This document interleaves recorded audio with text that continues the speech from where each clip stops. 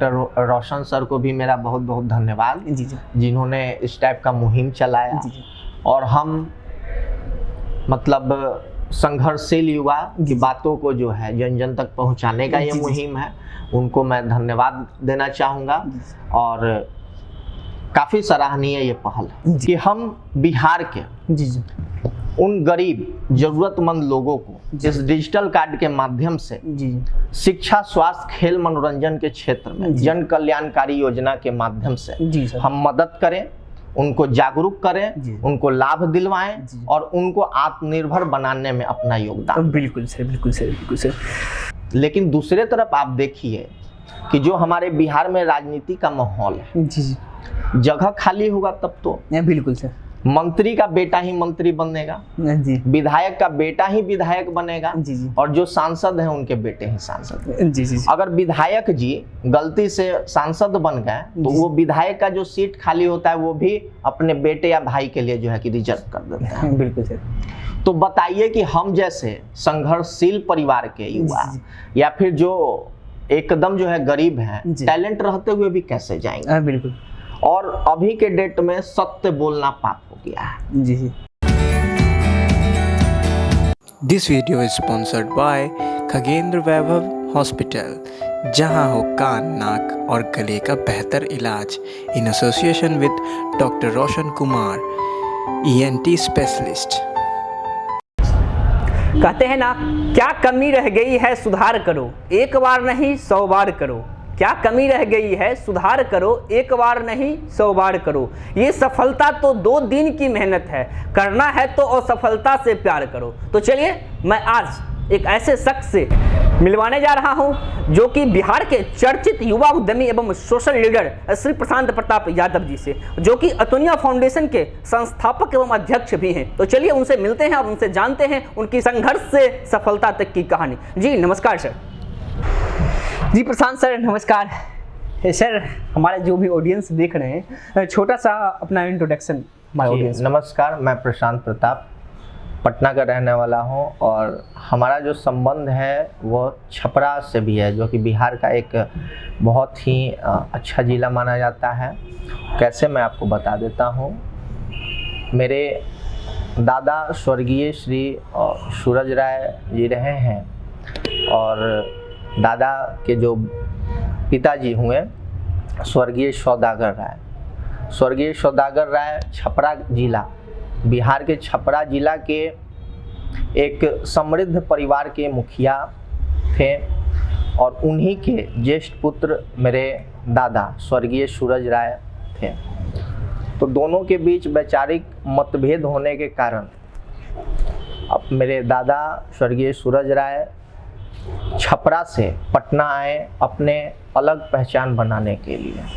जब वो पटना आए तो पूंजी नहीं था उनके पास और काफ़ी शुरुआती दौर से उन्होंने व्यवसाय को शुरू किया। तो चूँकि यादव होने के कारण हमारा पौराणिक पेशा जो कहा जाता है वो गौपालन करना है ना, पशुपालन जो है कि रहा है। तो मेरे दादा स्वर्गीय सूरज राय पटना में पशुपालन का जो है कि व्यवसाय शुरू किए और 2-4 पशु से 2-4 गाय से जो है कि शुरू किए। उसके बाद धीरे धीरे जो है अपने संघर्ष को बढ़ाएं और धीरे धीरे जब मेरे पिता श्री राम जी यादव जी बड़े हुए तो मेरे दादा के सहयोग में जो है सक्रिय रूप से भूमिका निभाए। और जब मेरे पिता जी युवावस्था में आए तो उसी व्यवसाय को एक बड़ा रूप दिए, खुशबू डेयरी प्रोजेक्ट के नाम से पटना में डेयरी फार्म जो है कि स्थापित किए, जिसमें गाय भैंस मिला के लगभग 100 से ऊपर जो है कि पशु पालन करने का काम मेरे पिताजी किया करते थे। वो हमारा जो है कि समझिए कि एक पुराना व्यवसाय रहा जिससे मेरे पिताजी शुरू किए और उसी व्यवसाय से जो है धीरे धीरे मेरे दादाजी स्वर्गीय सूरज राय और मेरे पिता श्री राम जी यादव जी पटना में जो है कि एक अपनी जो घर होता है घर की स्थापना की। तो ये हुआ। उसके बाद हमारे पिताजी पशुपालन करने के साथ साथ जो है कि पशुपालकों के हित में जो है कि लगातार संघर्ष करते रहे जी जी और लोगों के जो है कि स्नेह आशीर्वाद से राजनीति में भी दस्तक, जी जी सर। राजनीति में आने के बाद वो 2 बार विधानसभा चुनाव में भी जो है कि अपने किस्मत को आजमाए। 1995 में पटना पश्चिमी से और 2005 में दानापुर विधानसभा से हमारे पिता श्री रामजी यादव जी चुनाव लड़े। जी सर। वही रामजी यादव जो कि लोगों का कहना है कि संघर्ष के पर्याय श्री रामजी यादव जी हैं जी। और वही संघर्ष के पर्याय श्री रामजी यादव जी के ज्येष्ठ पुत्र के रूप में मैं प्रशांत प्रताप, पटना का पौराणिक नाम पाटलिपुत्र है, इस पाटलिपुत्र की धरती में 1996 को हमारा जन्म हुआ। जी जी जी। तो मेरी जो जन्मभूमि है वो पटना है और मेरी जो पारिवारिक संबंध छपरा से है। जी जी जी। तो पटना मेरी जन्मभूमि है। जी सर। पटना में हमारा जन्म हुआ जी तो छपरा ने मुझे संस्कार दिया। जी जी। पटना के लोगों ने साथ दिया तो छपरा के लोगों ने आशीर्वाद दिया। जी सर। तो जितना लगाव मुझे पटना से है उतना ही लगाव मुझे छपरा से भी है। जी जी। और मेरा दायित्व पटना के साथ साथ बिहार के छपरा जिला के लिए भी उतना ही है। जी। तो जब भी मौका मिलेगा जी। मैं पटना में जितना कार्य किया हूँ जी उससे सर। बढ़कर छपरा में भी करने का काम करूँगा। जी सर। सर हम इसी कड़ी में आपसे एक अगला सवाल लेना चाहेंगे। जैसे कि आप एक युवा उद्यमी हैं, तो एक युवा उद्यमी में क्या खास गुण होनी चाहिए, इसके बारे में हमारे ऑडियंस को बताइएगा सर। देखिए, युवा उद्यमी में जो खास गुण की बात आप कर रहे हैं जी। तो सबसे पहले 2 चीजें आती हैं। जी सर। एक उद्यमी मीन्स एंटरप्रेन्योर होता है। बिल्कुल सर। और एंटरप्रेन्योर के साथ एक जो है एम्प्लॉय आता है। बिल्कुल। तो एम्प्लॉय और एंटरप्रेन्योर में क्या फर्क होता है उसको बिल्कुल। समझने की जरूरत है। जी सर। एंटरप्रेन्योर जो है और एम्प्लॉय को हायर करता है। बिल्कुल। एक एम्प्लॉय जो है जितने घंटे के लिए जी जी। कमिटेड है, यानी 8 से 10 घंटे के लिए जनरली एक एम्प्लॉय कमिटेड है, बिल्कुल। तो 8 से 10 घंटा उनको काम करना होगा। जी जी। लेकिन एक एंटरप्रेन्योर जो होता है जी सर। वो 24 आवर सर्विस के लिए एक्टिव उनको होना पड़ता है। बिल्कुल। सबसे पहली चीज तो ये बिल्कुल है। बिल्कुल। दूसरी चीज ये कि एंटरप्रेन्योर जो है अगर सही मायने में एक सक्सेसफुल एंटरप्रेन्योर बनना है, जी जी। एक सफल उद्यमी बनना है, जी जी। तो सबसे पहले आपको जी जो कंपनी का हायर पोजीशन होता है सीईओ, जी जी। और जो सबसे लोअर पोजीशन होता है प्यून, यानी सीईओ से प्यून तक के बिल्कुल। हर काम को जो है कि आपको करना पड़ सकता है। उसको करने के लिए आपको तैयार रहना पड़ेगा। बिल्कुल सर। अगर आप पूंजी से मजबूत हैं, जी। पैसे से मजबूत हैं, तो हो सकता है कि स्टार्टिंग दौर में, स्टार्टिंग पीरियड में आप एम्प्लॉय हायर करके हर काम को करवा सकते बिल्कुल हैं। सर। बिल्कुल। लेकिन ज्यादातर एंटरप्रेन्योर, और हमारा बिहार जो है जी। इसमें ज्यादातर एंटरप्रेन्योर जो है कि पूंजी से जो है कि कमजोर ही होते हैं। बिल्कुल बिल्कुल निश्चित तो रूप से। उस केस में आपको जो है सीईओ से लेके प्यून तक के कार्य को जो है कि करने आना भी चाहिए और उसमें जो है कोई झिझक नहीं होनी चाहिए, बिल्कुल। क्योंकि काम कोई छोटा नहीं होता है। जी जी। ठीक है ना। संघर्ष जो है वो आपको महान बना। बिल्कुल सर। इसके साथ एक एंटरप्रेन्योर के लिए मेरा जो खास मैसेज है बिल्कुल वो सर। ये होगा कि आप जितना बड़ा रिस्क लेंगे उतना बड़ा सफलता हासिल निश्चित करेंगे। रूप से सर। इसमें रिस्क लेने में क्या है कि 2 ही चीज हो सकती है मेरे अकॉर्डिंग। या तो आप सफल होंगे या तो आपके पास अनुभव प्राप्त होगा, क्योंकि मेरे अकॉर्डिंग फेल आदमी नहीं होता है, मेरा मानना है। और जिसको आप समझते हैं कि फेल हो जाएंगे, तो हम आपको बता देना चाहते हैं कि वो फेल नहीं, वहां से बहुत बड़ा अनुभव को जो है, एक्सपीरियंस को आप गेन करेंगे, जो बिल्कुल कि सर। अगले स्टेप में आपको जो है कि स्ट्रांग बनाएगा। बिल्कुल। और फिर आप जो है कि सफलता हासिल करेंगे। एक ना एक दिन तो सफल होंगे ही। बिल्कुल बिल्कुल बिल्कुल। और ऐसे भी एकाएक जो सफल होता है वो गिरता भी है बहुत जल्द। बिल्कुल सर। तो सही मायने में आप देखेंगे जो भी सफल उद्यमी, उद्योगपति, जो भी शख्सियत सफल हुए बिल्कुल हैं, बिल्कुल बिल्कुल। इतिहास के पन्नों में आप उठाकर देखेंगे, एक दिन में कोई सफल नहीं हुआ। बिल्कुल बिल्कुल। काफी- एक एक सीढ़ी चढ़ के। बिल्कुल बिल्कुल।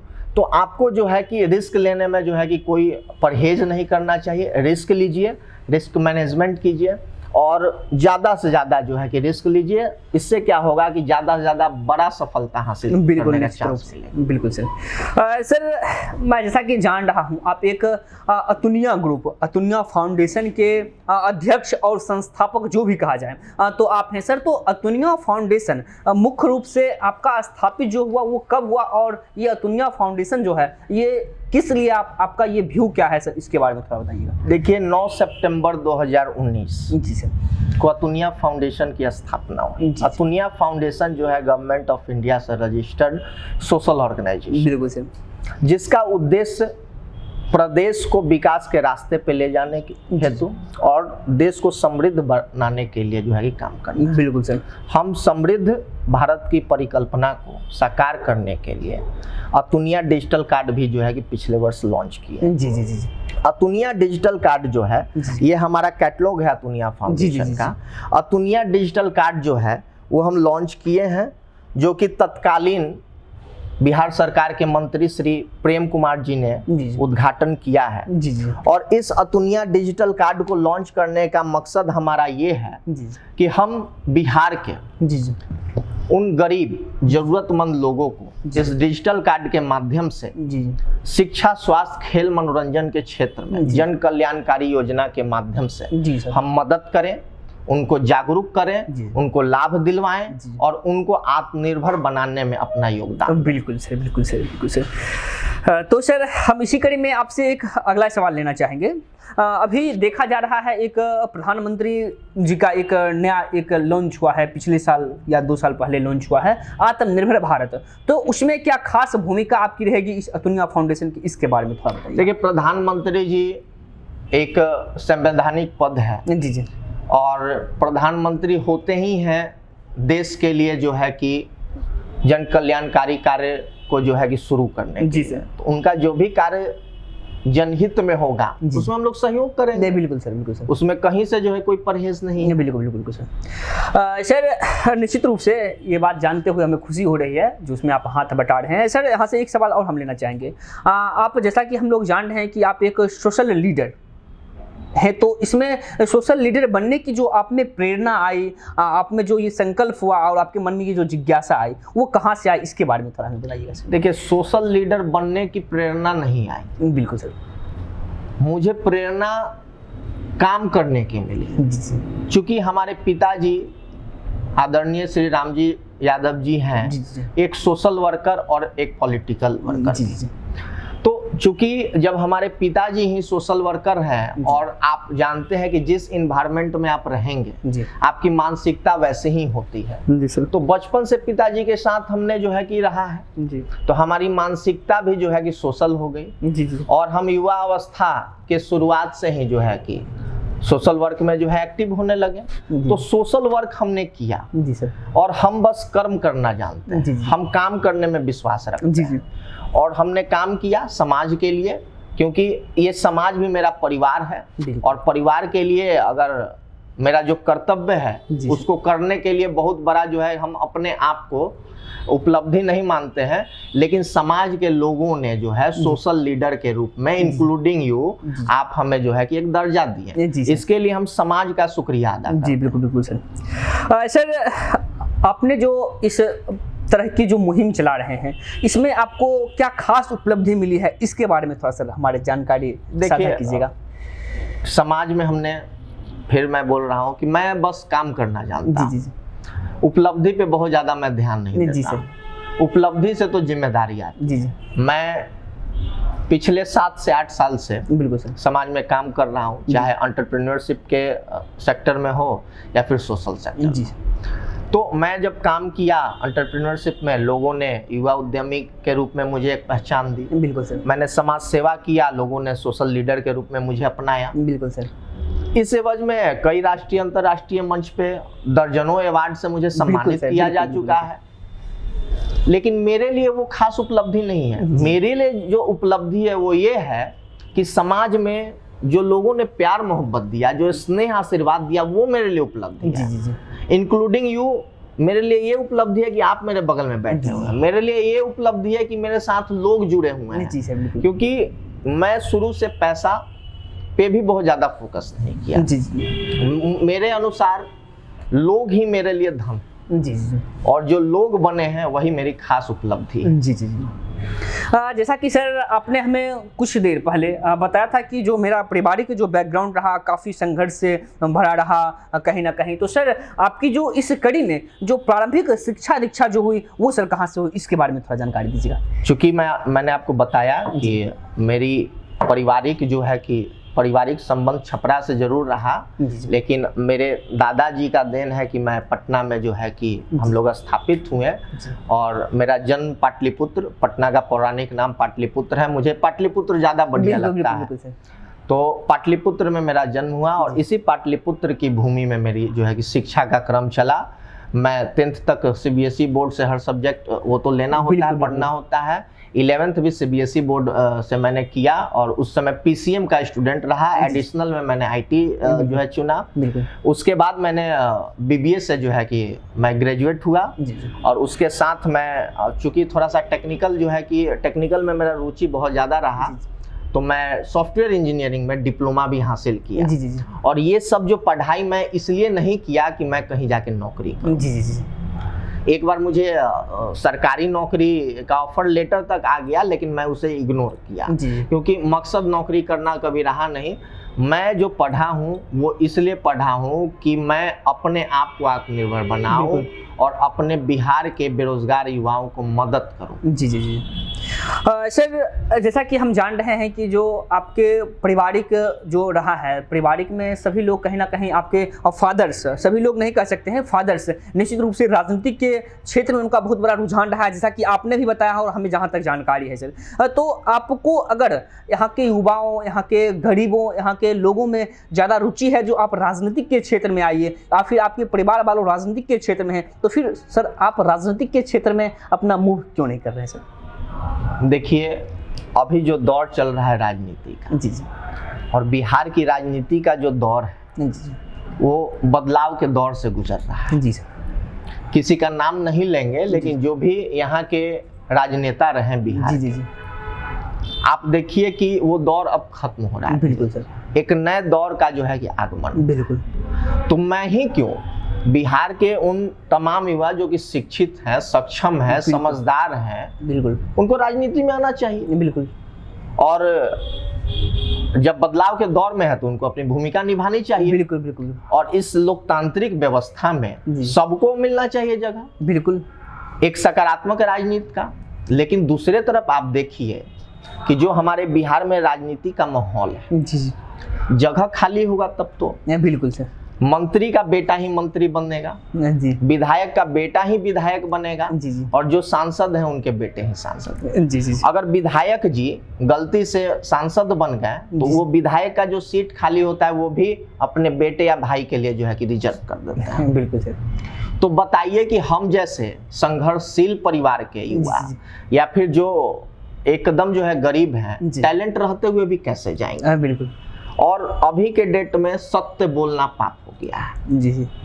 अगर कोई समाज की सेवा करता है और सही करता है, सही तरीके सही ट्रैक पे चलता है, और राजनीति में तो आप देखिए कि तरह तरह के लोग हैं।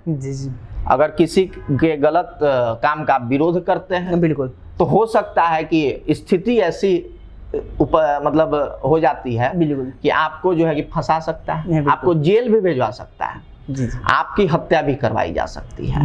लोग जो है कि अब यहाँ पे समझने वाली चीज है कि कोई युवा अगर सक्षम है, कुशल है राजनीति करने के लिए, नेतृत्व क्षमता से परिपूर्ण है और बिहार को अपना नेतृत्व दे सकता है, किसी क्षेत्र को का नेतृत्व कर सकता है, उसके बावजूद उसको ये भी सोचना है कि उसके पीछे उसके माँ बाप भाई बहन भी होते हैं। बिल्कुल। वो बेचारा अगर समाज को बदलने आ रहा है, समाज के बदलाव के लिए अपनी भूमिका निभाने आ रहा है, बिल्कुल, और सही तरीके से आ रहा है, सच के जो है कि मार्ग पे चल रहा है, और अगर उसके बदले बहुत सारे ऐसे हैं, मैं नाम किन्हीं का नहीं लूंगा, नाम लेना उचित नहीं है, लेकिन आप देखिए बहुत सारे ऐसे जो है समाज सेवक और राजनेता हैं जो कि काम अच्छा कर रहे हैं, और जैसे ही गलत नेता के जो है कि विरोध में उतरे तो उनको जेल जाना पड़ गया। बिल्कुल। कोई को जो है कि जान से मारने की धमकी मिल जाती है। बिल्कुल। तो अब बताइए कि एक गरीब और कमजोर परिवार का सक्षम होते हुए युवा राजनीति में कैसे आएगा? बिल्कुल ठीक है ना, ये प्रश्न है, इसका उत्तर दीजिएगा। हम जो है कि आम जनता और आपके चैनल के माध्यम से देख रहे हैं तमाम दर्शक से मेरा ये प्रश्न है, बिल्कुल बिल्कुल बिल्कुल। उनको आने के लिए कौन आश्वस्त करेगा कि आप सुरक्षित हैं? पहला चीज, बिल्कुल ये सवाल जो है कि आप तमाम दर्शकों से है। बिल्कुल बिल्कुल। दूसरा चीज, अगर बात मेरी करते हैं तो राजनीति संभावनाओं का खेल है। बिल्कुल, अगर संभावना सकारात्मक होगी तो अवश्य ही आऊंगा, लेकिन फिलहाल इन सब कारणों से बिल्कुल मैं कोई जो है कि निर्णय लेने में जो है कि सक्षम नहीं हूँ। मतलब एकदम जो है कि जो स्थिति परिस्थिति है वो विचित्र प्रकार की यहाँ बिहार में चल रही है। जी जी जी। सर अभी जो आपसे बात करने के दरमियान में हमें एक बात यहाँ से आ रही है, एक सवाल हम लेना चाहेंगे इस दरमियान में। सर आपने लास्ट में एक ऐसा पॉइंट बोले हैं, जो बिहार अभी भी सुरक्षित नहीं है, बिहार के युवा सुरक्षित नहीं है, बिहार के राजनीतिक सुरक्षित नहीं है। और इस बीच में हम एक चीज़ और जोड़ना चाहेंगे, क्या बिहार के बहू बेटी भी सुरक्षित हैं या नहीं? सर इसके बारे में थोड़ा हम जानकारी। देखिए, जब आप फिर से प्रश्न कर दिए तो मैं आपको बता दूं कि राजनीति जो होता है बिल्कुल वो आप शुरू में देखिएगा तो राजनीति समाज कल्याण करने का एक जो है प्लेटफॉर्म जी सही मायने में। जी। लेकिन अभी वर्तमान परिप्रेक्ष्य में राजनीति जो है वर्चस्व का खेल हो गया। जी जी जी। राजनीति जन कल्याण करने का मार्ग लोग नहीं बना रहे हैं, अपना कल्याण करने का मार्ग बना लिए हैं, अपने स्वार्थ की पूर्ति करने का मार्ग राजनीति को बना लिए हैं। और राजनीति में अभी वर्चस्व की राजनीति हो रही है, धनबल की राजनीति हो रही है, बाहुबल की राजनीति हो रही है। बिल्कुल बिल्कुल बिल्कुल। तो ये बताइए कि राजनीति समाज कल्याण के लिए था तो धनबल और बाहुबल के आगे जो है अभी के डेट में आपको सक्षम युवा का कहाँ पूछ है? नहीं, बिल्कुल। जो ताकतवर है वो राजनीति कर रहे हैं। राजनीति में ही तो मान के चलिए कि ऐसे ऐसे लोग हैं जो समाज के लिए भक्षक हैं। बिल्कुल। तो सभी लोग को लेकर नहीं चलेंगे, लेकिन हैं। जी। मैं सब लोग को नहीं बोलूंगा, सब लोग नहीं है, कुछ अच्छे भी लोग हैं बिल्कुल, और कुछ जो है इस प्रकार के भी लोग। जी जी जी।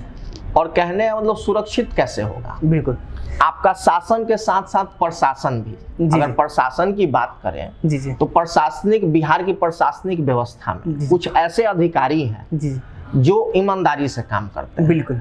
और इतना ईमानदारी से काम करते हैं कि समाज के लिए एक प्रेरणा के स्रोत। निश्चित रूप से। वहीं प्रशासन के कुछ ऐसे भी अधिकारी हैं बिल्कुल, जो कि धनबल और बाहुबल के आगे नतमस्तक होके गलत को भी सही सिद्ध करने के लिए तैयार। बिल्कुल बिल्कुल।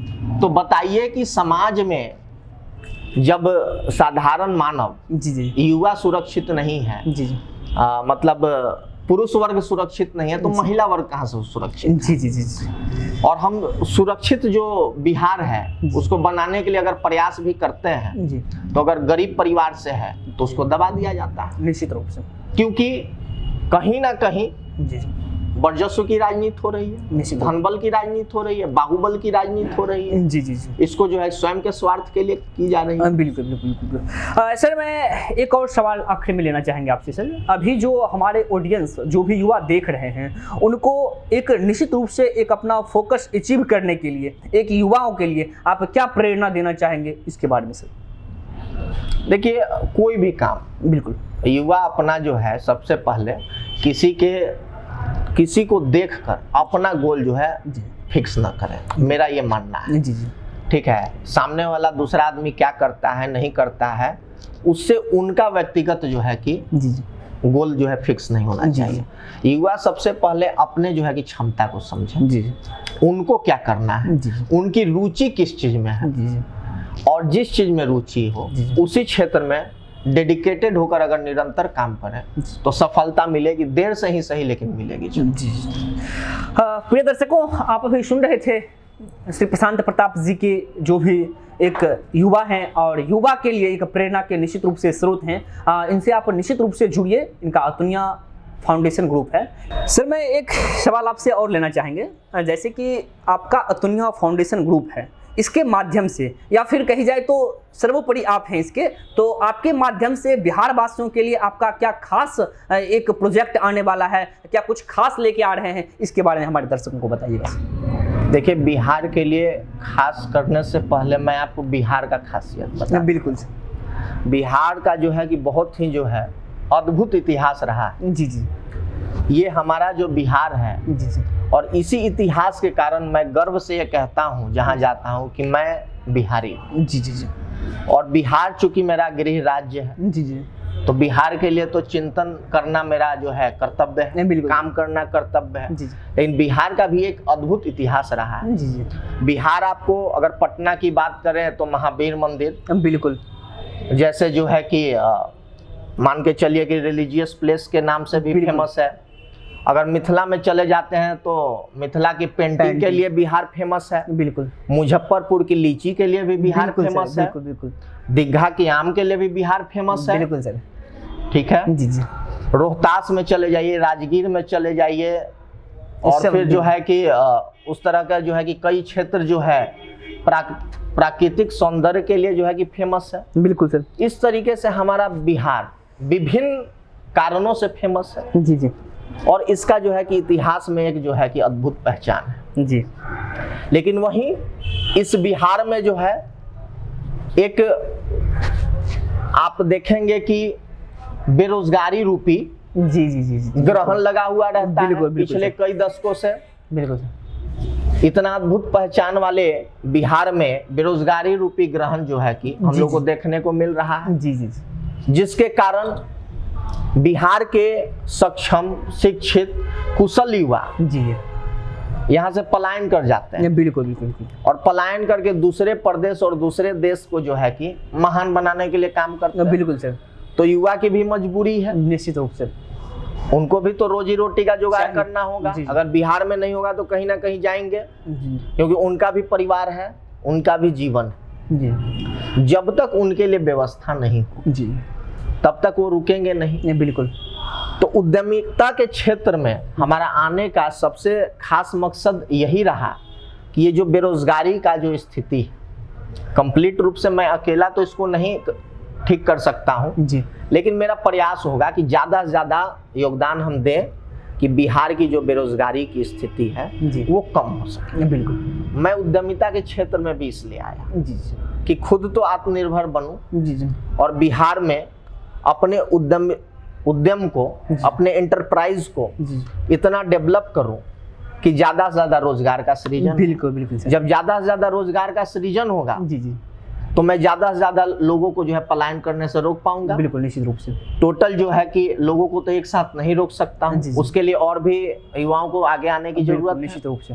तो मैं यह कहना चाहूँगा कि मैं जिस प्रकार बिहार के बेरोजगारी को जी जी कम करने के लिए पहल कर रहा हूँ, उस प्रकार और भी युवाओं को भी मैं प्रेरित करता हूँ निश्चित रूप से। कि स्वरोजगार की ओर, आत्मनिर्भरता की ओर बढ़िए, ताकि आपके साथ साथ कुछ और युवा को जो है कि रोजगार मिल पाए। जी सर। इसके लिए मैं आपको बता दूं, मैं आने वाले कुछ दिनों में मेरा जो पहल चलेगा, जिसके माध्यम से बिहार के लगभग 8000 युवा को मैं रोजगार देने जा रहा हूँ, वाह, जो कि बिहार के लिए शायद एक अच्छी पहल हो। निश्चित रूप एक ये छोटा ही सा योगदान, लेकिन एक योगदान मैं देने जा रहा जी हूँ, जी जिससे कि थोड़ा सा जो है कि बेरोजगारी का जो है परसेंटेज कम है। कमेगा। जी जी और इसी प्रकार जो है मैं और तमाम युवा से अपील करूंगा कि आप लोग भी आत्मनिर्भरता की ओर जो है कि आइए, जी। ताकि अपने साथ कुछ और युवा को जो है कि रोजगार दे पाए। जी सर, यहाँ से एक और सवाल मेरे मन में आ रही है सर, वो भी सवाल आपसे हम जानना चाहेंगे सर।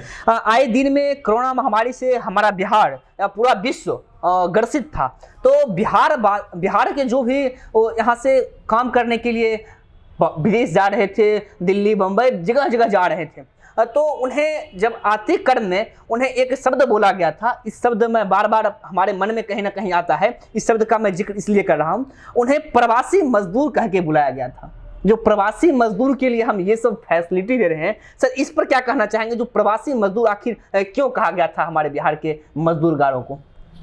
मैंने तो आपको बोला ही जी जी जी कि शासन प्रशासन में कुछ अच्छे लोग हैं, जी जी जी तो कुछ ऐसे भी लोग हैं कि समाज कल्याण राजनीति का मतलब होता है ये भूल गए हैं। जी जी जी कुर्सी मिलने के बाद अपना जो है कि स्वार्थ के लिए वो कुछ भी बोल सकते हैं। जी जी जी अपने लोगों को भी जो है कि गैर बोल सकते हैं। बिल्कुल निश्चित तो रूप से। बिहार के प्रवासी मजदूर आखिर प्रवास भी क्यों किए? आपने बिहार में अवसर नहीं दिया। बिल्कुल बिल्कुल। और आज जो है कि अपने परिवार को परिवार के पालन पोषण के लिए कमाने अगर बाहर गए तो उनका हमारा दायित्व है कि उनको जो है कि सुरक्षित वापस बिल्कुल लाना। बिल्कुल बिल्कुल। तो राजनीतिक टिप्पणी मैं नहीं करना चाहूँगा, लेकिन मैं ये एक बिहारी होने के नाते, बिहार का एक बेटा होने के नाते मैं यह कहना चाहूँगा कि वे लोग हमारे हैं। जी। और हमारे लोग अगर किसी कारण जो है कि घर से बाहर जाते हैं, इसका मतलब ये नहीं कि विपत्ति के समय उनको छोड़ दिया जाए। बिल्कुल निश्चित रूप से हमारा काम ये होना चाहिए कि जब विपत्ति आए